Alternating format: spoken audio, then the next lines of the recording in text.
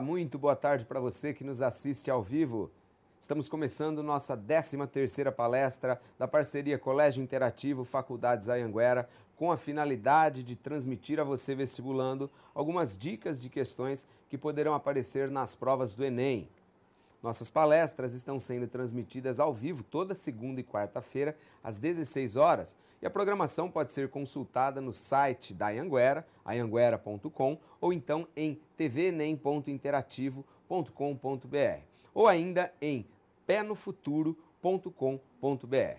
Na palestra de hoje o tema será movimentos feministas e trouxemos aqui mais uma vez o professor Alex Neres Turci para falar sobre, como eu sempre digo, esse tema recorrente na prova do Enem. Professor Alex, muito obrigado mais uma vez por sua presença.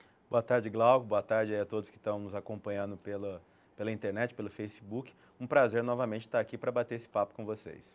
Lembrando que esse bate-papo vai demorar em torno de 45 minutos. Nos primeiros 30 minutos a gente vai conversar e vou fazer algumas perguntas para o professor Alex para ele deixar claro a origem, as origens e como o movimento feminista está hoje. E depois você pode aí fazendo a sua pergunta. Nos últimos 15 minutos eu vou repassar para ele todas essas perguntas que você aí em casa fizer sobre esse tema super bacana. Alex, você já esteve aqui para falar da Era Vargas, deu um panorama geral, falou também sobre ditadura militar, né? 1964. E movimento feminista, é um assunto que você acha que pode aparecer aí na prova do Enem? Olha, Glauco, movimentos sociais de uma maneira geral são assuntos recorrentes na prova do Enem e também em outros vestibulares. Por quê? Porque são elementos que provocam mudanças na sociedade, mudanças de comportamento, mudanças de valores ou até mudanças na estrutura social. Então, eu sempre falo isso para os alunos, fiquem atentos aí aos movimentos sociais. Claro, o movimento feminista, nós temos aí nos últimos tempos um movimento ligado à questão ambiental, ao meio ambiente, movimentos mais conhecidos também de nós, dos brasileiros, como o movimento do Sem Terra, outros movimentos mais clássicos, movimentos religiosos, movimentos como o movimento sindical também, sempre é um assunto aí que vale a pena o aluno buscar algum tipo de leitura. Bom, os movimentos feministas, como você acabou de citar, podem aparecer na prova e movimentos como o FEME, a própria Marcha das Vadias, tem sido... Slut Walk, que eles chamam no Canadá. Slut Walk, né? Tem sido... Surgiu no Canadá, inclusive, né, Alex? O movimento aqui no Brasil foi chamado de Marcha das Vadias, né? Se não me engano, foi em abril de 2011, 3 de abril de 2011, né? Começou no Canadá, o Slut Walk. Na verdade, a ideia era justamente um protesto contra o estupro de mulheres, que muitas vezes acaba sendo justificado pelos estupradores e até pela sociedade, pela autoridade, como sendo culpa das mulheres por se vestirem de forma provocante, insinuante. Isso despertaria aí os estupradores. E diz que um policial em Toronto teria falado... Exatamente, o movimento começou justamente em Toronto, no Canadá. Por um comentário infeliz dele, sexista, né? Totalmente sexista. Preconceituoso. Na verdade, eu já até faço aqui esse momento uma espécie de...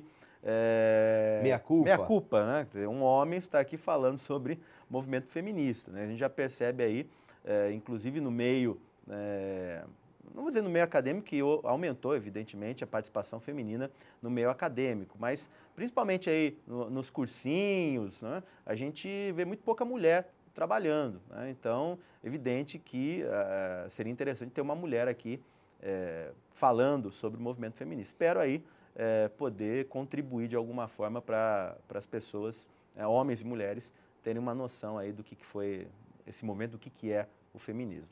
Alex, quando a gente fala hoje desse neo-movimento feminista, né, neofeminismo, a gente lembra naturalmente, como você comentou, a Marcha das Vadias, a gente lembra do Fêmen, que é um movimento ucraniano, mas o movimento feminista é bem anterior a isso. Historicamente, quando que a gente pode pontuar o início do movimento feminista? Olha, Glauco, não dá para a gente falar exatamente quando o movimento feminista tem início. Na verdade, assim, ele tem o seu ponto como movimento político, que seria isso? Da luta pelos direitos das mulheres no século XIX, no bojo ali das revoluções que ocorreram na Europa a partir de 1848. Que, na verdade, se nós voltarmos um pouco no século XVIII, na própria Revolução Francesa, nós vamos encontrar a mulher procurando aí despontar, ter uma posição de destaque na sociedade na época, né? E no caso aqui é importante também observar que quando se fala de movimento feminista, ele é um movimento tanto do ponto de vista político, que seria justamente a luta pelos direitos, né, a igualdade de direitos entre homens e mulheres, e também um movimento que mais tarde toma uma postura, vamos dizer, intelectual, que seria justamente descaracterizar os estereótipos em relação à figura feminina, né? Aquela coisa de lugar de mulher em casa, trabalho doméstico, sendo mãe e boa esposa. Então, se a gente pudesse precisar aí o início do movimento feminista, seria aí o século XIX, em meio às revoluções do século, a partir de 1848. Mas nós vamos encontrar aí, né, já no século XVII, mulheres, inclusive, certo? Que já procuram, de alguma forma, destacar e valorizar a figura feminina, né? Você tem aí figuras como a Flora Trista, no século XIX, a Christiane Pollard também. Você tem figuras do século XVII, eu poderia citar a Giuseppa Matteotti, que foi uma italiana do século XVII. Todas elas, de alguma forma, procuraram falar a respeito da mulher, da participação da mulher e da importância da mulher na sociedade, indo, claro, no sentido de crítica a uma sociedade extremamente masculina, né? Hoje estou recebendo aqui nos estúdios do Colégio Interativo e das Faculdades Anhanguera, em São Carlos, o professor Alex Nery Sturz, que está abordando o tema movimentos feministas. Você pode acompanhar essa e outras palestras, lembrando, no canal Anhanguera no YouTube e também no canal Interativo SC, um canal exclusivo do Colégio Interativo para essas palestras e outras atividades aqui do Colégio Interativo. Alex, historicamente, quando que aconteceu essa exclusão da mulher na sociedade? A exclusão de alguns direitos? Porque a gente pode, por exemplo, pensar na história bíblica, no cristianismo, a mulher já era vista como a pecadora, mas outras religiões também, de alguma forma, excluem a mulher de determinados direitos. Na verdade, essa questão que você levanta do cristianismo, ela é muito interessante porque, em alguns momentos, aí, alguns historiadores, alguns antropólogos e antropólogas levantam que, em momentos, o cristianismo parece valorizar a mulher, em outros momentos, ele procura denegrir, né? E aí, se a gente fosse tentar buscar qual que seria aí o mais correto, bom, basta você olhar para esta religião e perceber que não há sacerdotes femininas, não há mulheres podendo participar da igreja, né, da religião, exercendo o papel que cabe a um sacerdote homem. Diferente, por exemplo, da igreja anglicana, em que você tem aí mulheres, né, justamente participando e tendo uma posição importante como sacerdote. Buscar a origem dessa inferiorização da mulher é complicado. Quer dizer, muitos antropólogos falam que isso, na verdade, se desenvolve com a própria sociedade, a partir do momento em que você tem a diferenciação, a divisão do trabalho, a diferenciação de função entre homens e mulheres, no sentido em que aí você já começa até a observar que procura se consolidar a ideia de uma diferença quase que natural, né? Quer dizer, a mulher, por ser frágil, por não ter uma constituição física e, portanto, não ser ágil, ela não poderia estar caçando, né? Ela não poderia estar indo à floresta, algo assim, então ela ficaria no âmbito doméstico, cuidando dos filhos, algo parecido. Então, aí, nas sociedades primitivas, a gente já vai percebendo isso. Os romanos, por exemplo, colocavam que a mulher era uma espécie de objeto na mão do marido, né? Quer dizer, era uma espécie de instrumento que cabia ao marido determinar o seu uso. É interessante porque, de fato, talvez historicamente você tenha mesmo que o poder imposto pela força do homem sobre a mulher, Sim, pela força a medida física. justamente porque a sociedade foi se tornando patriarcal, né? Se nós voltarmos aí às sociedades mais primitivas, de fato elas tinham uma estrutura matriarcalista. A partir do momento do desenvolvimento das primeiras sociedades, o homem foi, na verdade, subjugando a mulher, né? Justamente restringindo a mulher às atividades de âmbito doméstico, e aí a sociedade cada vez mais foi sendo ditada pelos valores dos homens. Alex, e como que o movimento feminista no mundo todo, em especial falando aqui na sociedade ocidental, evoluiu no século XX em especial? A gente tem, por exemplo, como a gente estava conversando aqui em off, a década de 60 foi uma década especial para esses movimentos, vamos chamar de minorias, né? Eu acho, na verdade, a mulher, né, o papel relevante dela, se a gente olhar, quer dizer, quando você tem a industrialização, a mulher é inserida no mercado de trabalho, né, numa jornada, na verdade, tripla, né, de trabalho. Né. Outro momento importante seria o pós-guerra. Né, a participação da mulher, né, durante a Primeira e a Segunda Guerra Mundial, as mulheres deixam o âmbito doméstico e vão ocupar espaços até então masculinos, inclusive trabalhando nas indústrias que produziam armamentos. E quando termina a guerra, a mulher inserida nesse meio, né, nesse mercado de trabalho, ela quer conquistar mais espaços.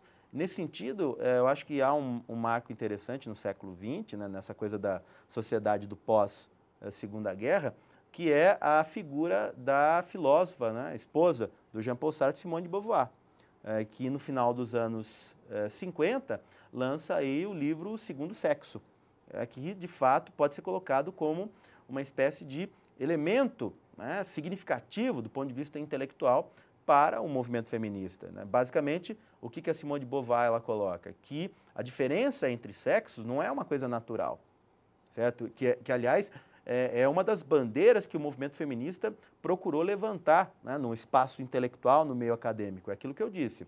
Você tem o movimento feminista político, que seria a conquista, a ideia de igualdade de direitos, tá? E também o movimento feminista do ponto de vista intelectual, que procura o quê?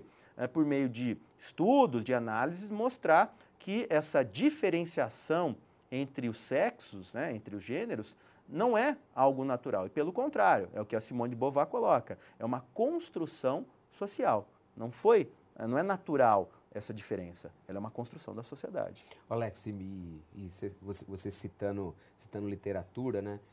Ainda no século XIX, com o Madame Bovary também, do Flaubert, quando ele aborda o tema adultério, já era também um prenúncio do crescimento, do surgimento do movimento feminista. Na verdade, a mulher no século XIX, ela acaba tendo um espaço, vamos dizer, bem maior do que ela tinha. Se a gente olhar, por exemplo, para a questão da história do Brasil, né, praticamente até a segunda metade do século XIX, a mulher se restringia ao âmbito doméstico, ao espaço da igreja, né, não havia uma vida social, intelectual para a mulher. Né? A partir daí vamos dizer, do segundo reinado, isso já começa a mudar um pouco. Né? E aí, né, com o advento da República, né, ainda dentro de uma sociedade extremamente patriarcalista, machista, né, é interessante, por exemplo, acompanhar os vários argumentos que ilustríssimos deputados, né, na época da República Velha, procuravam usar para justificar o porquê da mulher não ter direito a votar. E vamos lembrar uma coisa que é importante, quer dizer, a Constituição de 1891, ela não explicitava exatamente que a mulher não podia ter o direito de votar. Tanto que na década de 20, uma estudante de direito de Minas Gerais, a Maria Ernestina Manso Pereira, entrou na justiça, pleiteando justamente o direito ao voto, argumentando justamente que na Constituição Republicana de 1891 não existia algo consistente que impedisse a mulher de ter esse direito. Ela teve aí apoio de muitos intelectuais, inclusive isso rendeu a ela um poema do Carlos Drummond de Andrade, que é a Mulher Eleitora, que inclusive, né, aproveitando aí essa questão, justamente esse ano nós temos 80 anos do direito da mulher a votar. Né? O Código Eleitoral de 1932, da época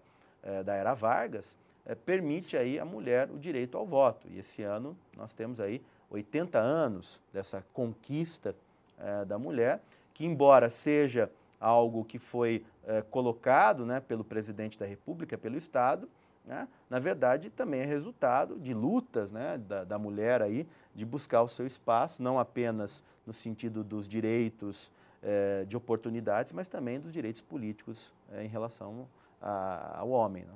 Você falou do Drummond, não tem como não lembrar um pouco também da Semana de Arte Moderna e 90 anos, né, Alex? Da semana 22, outro tema que pode aparecer. Que, aliás, né, nós tivemos aí mulheres extremamente importantes, né, Justamente. figuras significativas, né, não apenas para as artes, né, mas também para a figura da mulher, né, para a inserção da mulher no meio artístico. Nós temos figuras como Anita Malfatti, por exemplo, nós temos Tarsila do Amaral. Outra figura que eu acho que é extremamente relevante aí é a figura da Patrícia Galvão, né, a Pagu, né, que, filiada ao Partido Comunista, também foi uma, né, defensora aí dos direitos da mulher nesse país. Nós estamos recebendo o professor Alex Neres Turci para falar sobre movimentos feministas. Nós estamos chegando já a quase 18 minutos de papo. Você pode fazer sua pergunta para ele. Daqui a pouco eu vou repassar a sua pergunta aí onde quer que você esteja nos assistindo. Alex, você falou que a partir de 1932 a mulher brasileira teve direito a voto. Que outro tipo de ganho a mulher teve durante a era Vargas, no governo Vargas? Se a gente observar aí, né, acho que cheguei inclusive a comentar isso naquela nossa conversa sobre Getúlio, a questão da regulamentação do trabalho, né, da jornada de trabalho, do próprio trabalho feminino, foi também uma das conquistas da mulher. É evidente que a gente fala, mas foi uma concessão do Estado, né, foi uma concessão, foi dado. Tudo bem, mas vamos lembrar que isso é resultado da mobilização também das mulheres. Vamos lembrar da participação das mulheres no movimento operário brasileiro, né, nas associações de trabalhadores aqui do final do século XIX. Nós tivemos aí a tentativa no século XX aqui de criar um partido republicano feminino no Brasil, né, justamente com o objetivo de... Isso foi quando, Alex? Início do século XX. Início do século XX. De tentar justamente fortalecer a luta da mulher, o papel da mulher na sociedade brasileira, lutando contra uma sociedade justamente governada e estruturada a partir de um elemento patriarcalista e extremamente machista. Aquilo que eu estava comentando anteriormente, né, eu mencionei, mas acabei não expondo isso, a justificativa que muitos desses ilustríssimos senhores davam para a mulher não poder ter o direito a voto, de que a mulher não era um ser racional, né, um ser emocional, um ser emotivo, né, então ela não teria condições de discernir, né, uma pessoa, né, no seu voto, a sua capacidade de avaliar um candidato. Bom, olhando com os olhos de hoje, não podemos dizer nada mais que é lamentável, né, Alex? Uma pergunta que certamente vai aparecer aqui, que eu já antecipo para você, é pedir para você comentar um pouquinho e para você mostrar um pouco da sua visão a respeito desses novos movimentos feministas, os neofeministas, movimentos como o Fêmen, surgiu na Ucrânia, que tem até uma integrante, a Sarah Winter, aqui da cidade de São Carlos, primeira brasileira, né, Alex? Movimento como a Marcha das Vadias, que você comentou no começo desse nosso papo. Como você vê esse novo movimento feminista? Bom, o chamado novo movimento feminista, aí alguns já começaram a falar de neofeminismo, né? No caso, por exemplo, da Marcha das Vadias, né, o Slut Walk, né, começou lá em Toronto, no Canadá, ele é um movimento justamente no sentido de que a mulher acaba sempre sendo responsabilizada por autoridades, pela própria sociedade, como sendo a culpada pelo estupro, né? Que é um absurdo. Quer dizer, a mulher culpada pela violência contra ela mesma, porque ela acaba se insinuando, ela acaba se vestindo de uma maneira justamente apelativa, e isso daria argumentos, né, para que o homem a estuprasse. Quer dizer, é uma coisa absurda. Justamente, no caso do Slut Walk, foi a postura, como você comentou, de um policial de Toronto, de uma autoridade, né? No caso, especificamente, do movimento, chamado Movimento Fêmea, né, que começou lá em Kiev, na Ucrânia, com acho que a Anna Hut, se eu não me engano, acho que é esse o nome dela, né?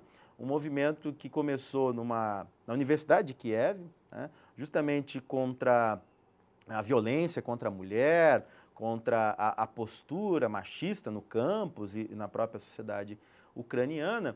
Há, na verdade, uma série de controvérsias em relação ao movimento fêmea, né? Há muita gente que discorda da colocação do movimento FEME como feminista. Justamente porque para algumas pessoas, né, algumas integrantes do movimento feminista, elas estariam indo no sentido contrário.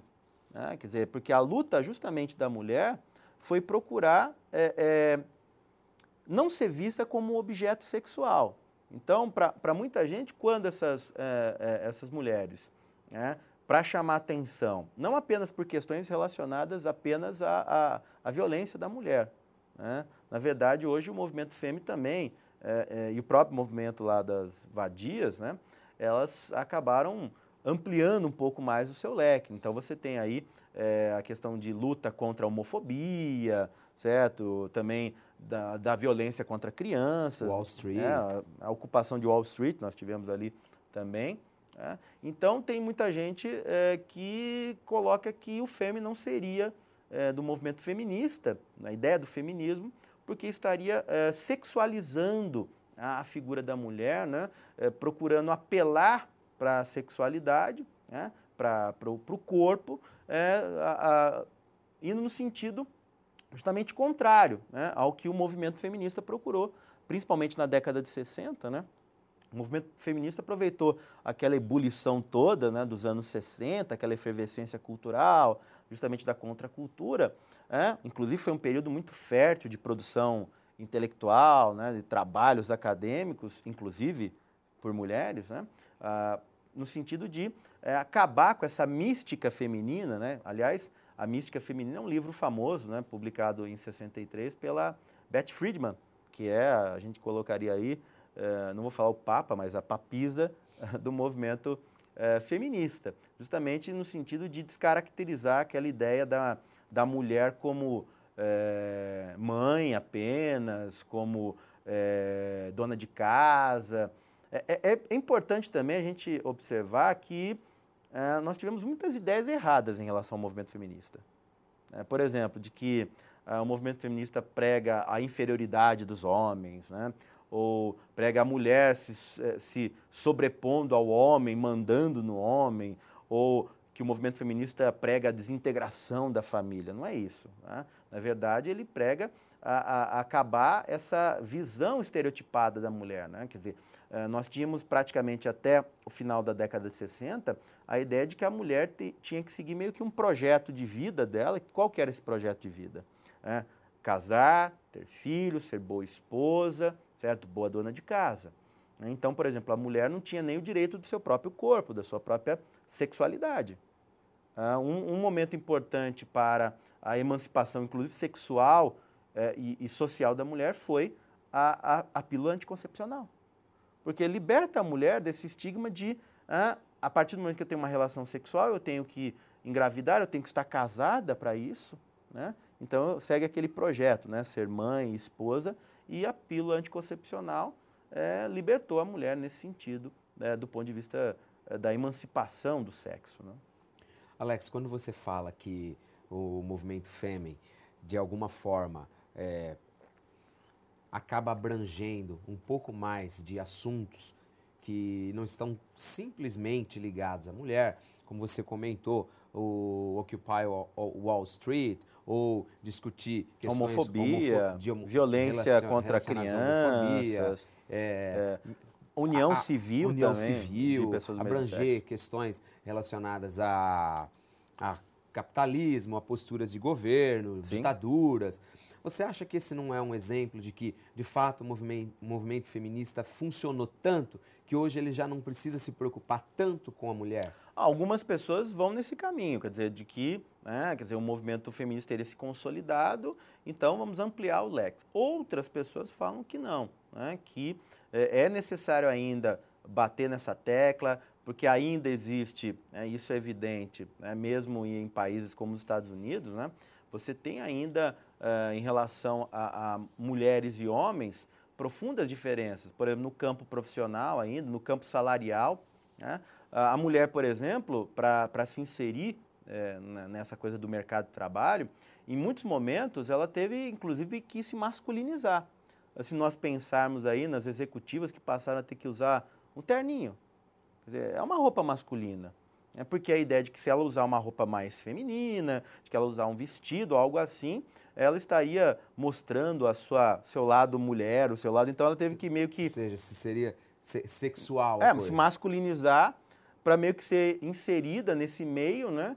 Ser tratada como igual, que na verdade não é como igual, quer dizer, você vai ser tratada o quê? Como homem, certo? Então, existe até hoje um livro recente que causou, é um livro até interessante e polêmico, que é de uma economista, uma socióloga e jornalista inglesa, acho que o nome dela é Catherine Higgin, acho, não me lembro agora o sobrenome dela, que é o Capital Erótico. E que para muitos ela vai no sentido contrário do que tudo que o movimento feminista colocou, que era o quê? Procurar que a mulher fosse valorizada não por ser o sexo, né, pelo seu sexo, pela sua aparência, né, mas pelo que ela pode produzir intelectualmente, pelo seu valor intelectual, pelo seu valor, por isso a ideia da igualdade de direitos. Ela fala justamente que, na verdade, tanto mulheres quanto homens devem usar o seu sex appeal para obter vantagens, né? Então... Só está relatando aquilo que de fato acontece. Não para a mulher, simplesmente, vamos deixar claro. Né? Exatamente, quer dizer, como eu disse, causou muita polêmica esse livro, porque ela aborda uma temática, né, ela vai por um caminho que o movimento feminista, desde os anos 60, sempre lutou no sentido contrário, né? E que até acabou fazendo com que correntes mais radicais, também existe radicalismo no movimento feminista, né, posturas de que não, a mulher não pode em nenhum momento manifestar a sua feminilidade, né, na roupa ou algo assim, porque ela estaria meio que manifestando uma certa postura de ser um ser fraco. Né? Então, frágil, certo? Então, esse livro vai no sentido contrário. Né? E o interessante é que quando ela fala o termo capital erótico, ela não está falando exatamente que a pessoa tem que, a mulher tem que, para ascender dentro do seu emprego, ter relações sexuais com o seu superior. Na verdade, usar a beleza, não apenas no sentido físico, né, mas a sua beleza no sentido também intelectual. Ela cita, agora vem à minha mente aí, algumas mulheres que são bonitas e que ocupam, que usam essa beleza e têm cargos importantes. Ela cita, por exemplo, a diretora do FMI, a Christine Lagarde, que é uma senhora já bonita, bem elegante.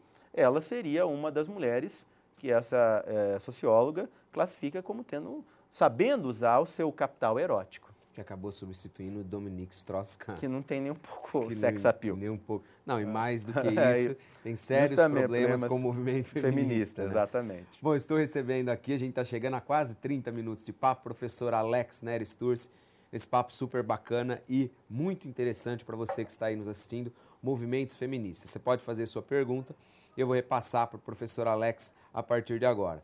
Alex, um tema interessante também que eu acho que a gente deve abordar é violência contra a mulher. O Brasil, embora tenha sido criada na década de 80 delegacia especializada que em para questões muitos é um mulher, absurdo, né? que acaba, para muitos, um absurdo e para outros não funciona. Né?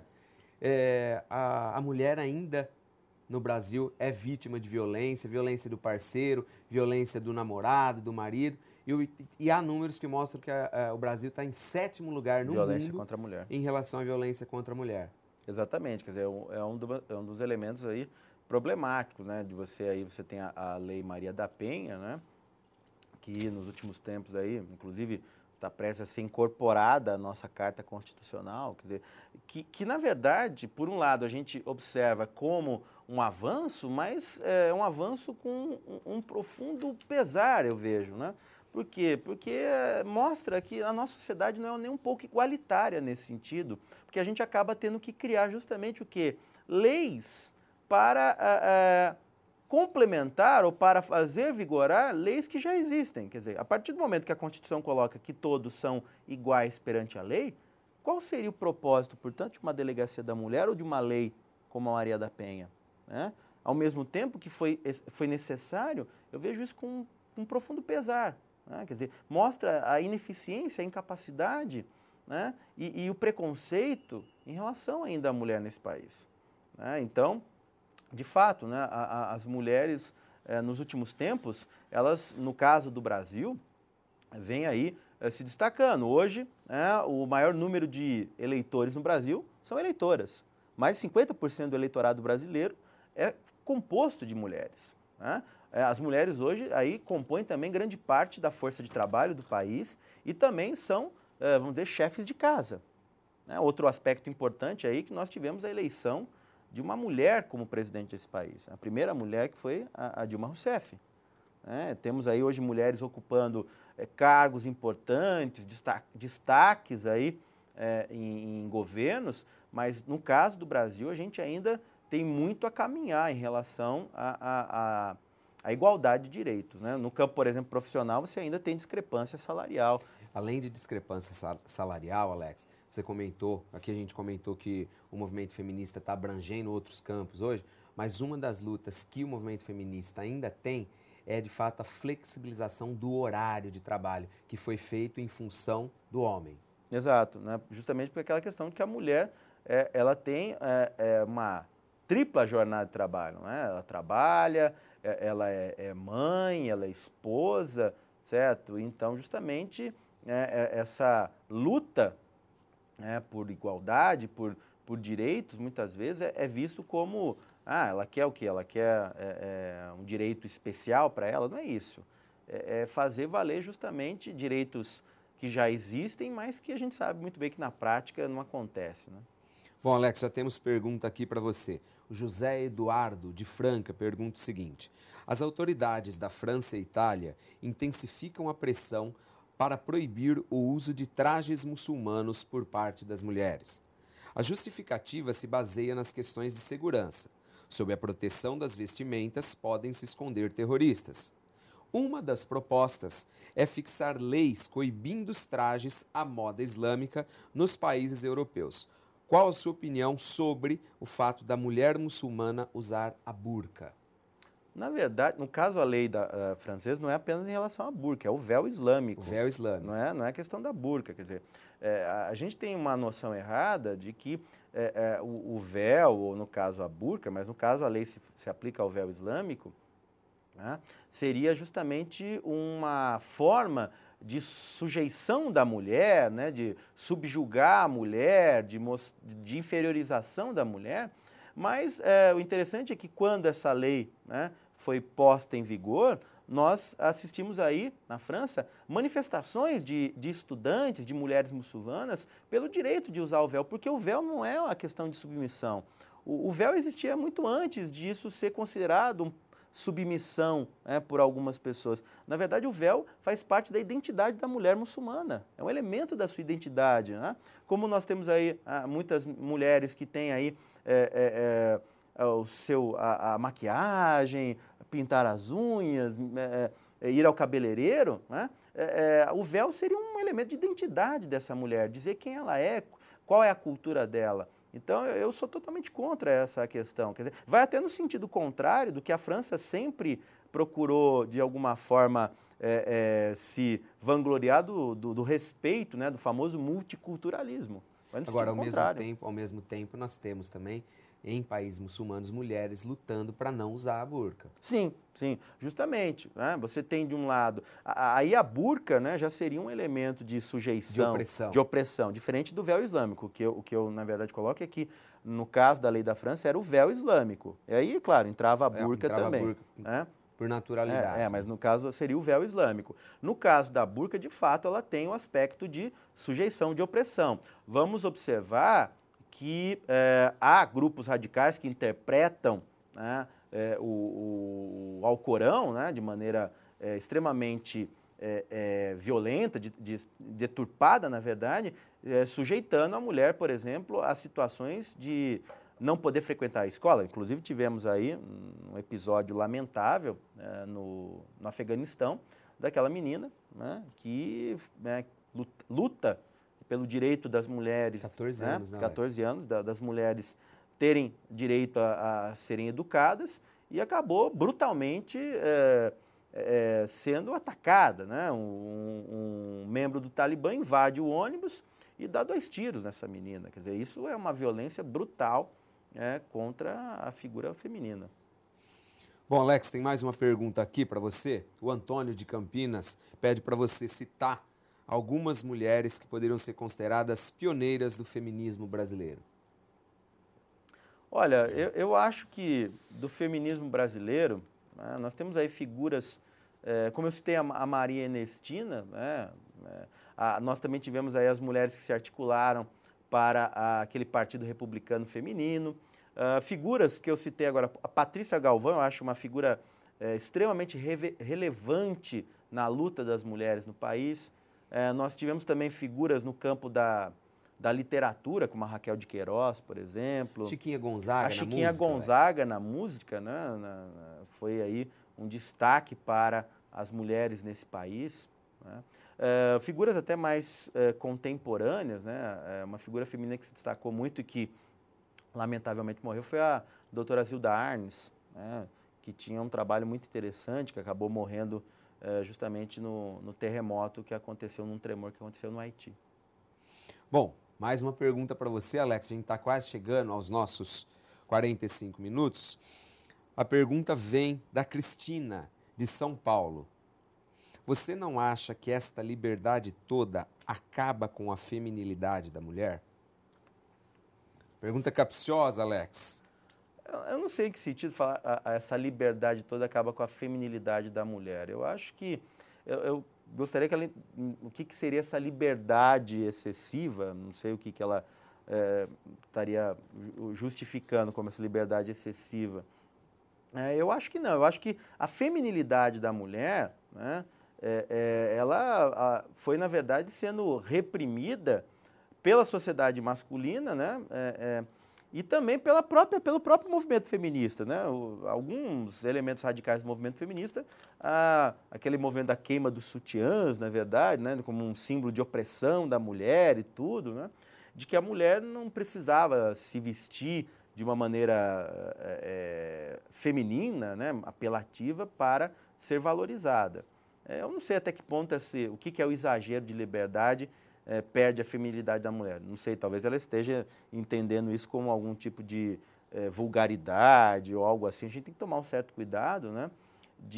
Para não tomar a postura do policial de Toronto. Exatamente, né? Não chegar àquele ponto, então justifica as pessoas, aquele episódio daquela estudante numa universidade em São Paulo, que foi hostilizada pelos seus colegas, né? Teoricamente estudantes, pessoas com um certo grau de instrução, que, pela roupa que ela estava vestindo, né, a julgaram, na verdade, como uma figura vulgar, como uma garota de programa ou algo assim. Bom, Alex, tem uma pergunta aqui da professora Cláudia, aqui de São Carlos. Ela vai de encontro a algumas afirmações que você fez de alguns estudiosos a respeito da postura do movimento Femme. Ela diz o seguinte: a professora de Estudos Culturais da USP, Maria Elisa Sevasco, afirma: estão usando o corpo, o vocabulário patriarcal calcado no fato de que a mulher está na vitrine, como uma estratégia. Será que assim se distanciam do discurso machista ou reforçam essa lógica de exploração sexual? É complicado. Como eu disse, muita gente vê o Femme como prestando um desserviço para o que o movimento feminista procurou conquistar e consolidar nos últimos tempos, né? No sentido de exibir o corpo, né, exibir os seios, como uma forma de chamar a atenção. E justamente a crítica vem no sentido que é apenas aquilo, chama-se atenção, elas pintam palavras de ordem no seu corpo, e aí? Qual é o sentido disso? Até que ponto não é uma forma de aparecer, até que ponto aquilo não está sendo usado por aquelas mulheres, né, justamente para uma espécie de autopromoção. Muitos críticos do Femme vão por esse caminho, certo? Eu já vi algumas pessoas colocando que talvez essas meninas estivessem aí justamente se servindo dessa coisa apelativa que já existe, né, e talvez usando as armas dispostas aí que existem para também chamar a atenção de questões especiais. O ponto é até que maneira, né, elas conseguirão ir além do uso do corpo, quer dizer, alguma coisa mais profunda, né? Até que ponto aí elas vão conseguir ir além, né, dessa coisa do usar o corpo nu, né, mostrar os seios como uma forma de chamar atenção. Tá, chama atenção. E aí, o que vem depois? Qual seria o próximo passo? Alex, a escritora norte-americana Camille Paglia diz o seguinte a respeito Que da é marcha das vadias. Que é uma né? feminista, é um Convicta, símbolo, né? Da história do movimento feminista. Não se chame de vadia a não ser que você tenha capacidade de conviver com as pessoas te chamando de vadia.